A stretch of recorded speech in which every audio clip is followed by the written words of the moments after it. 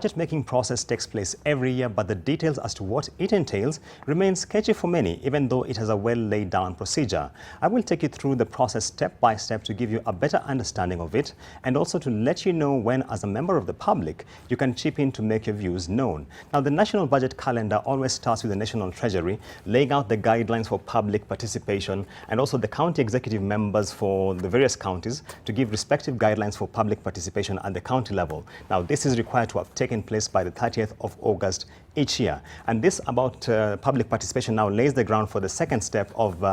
public participation in terms of the budget preparation. And that is by the start of January each year, the Commission on Revenue Allocation is required to submit recommendations on the division of revenue between the national and county governments. In essence, the CRA divides the national cake and proposes how the split between the two levels of government should take place. This should have happened by the 1st of January each year. Now, the third step in the preparation of the budget is that by mid-February each year, the Treasury Cabinet Secretary is expected to table the Budget Policy Statement, or the BPS, and that is before the Parliament. The statement sets out the broad policy objectives which will guide the expenditure of both the national and county governments. Also submitted alongside this are the debt management strategy and the division of revenue bill. Now, that sets the stage for the step number 4 for the budget preparation rather, and that is by the end of February each year, the Parliament is expected to have reviewed and approved the budget policy statement, while the respective county assemblies are expected to have done the same for the county fiscal strategy papers.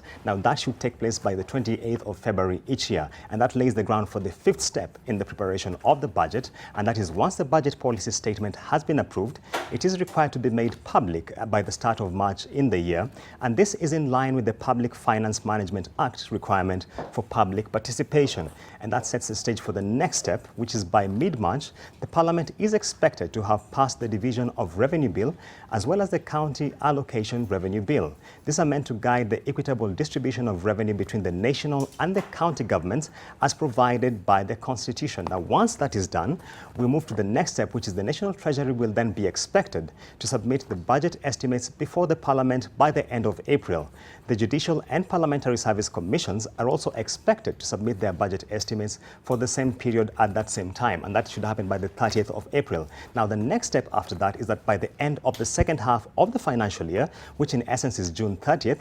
Parliament is expected to have passed the Appropriations Bill, which authorizes the government to spend the funds. This deadline also applies to the county assemblies to approve the expenditure estimates for the next financial year, and that is by the 30th of June. Now, once that is complete, and that is normally deals with the Budget and Appropriations Bill, we move, and that 90 days after the Parliament and the county assemblies have interrogated and approved their respective budget estimates, they are required to have approved the accompanying finance bills, which then give the government the tools to raise the revenue expected to enable them to finance their expenditure. And that is how the budget preparation policy statement takes place, and that is how we are going to the budget reading on Thursday.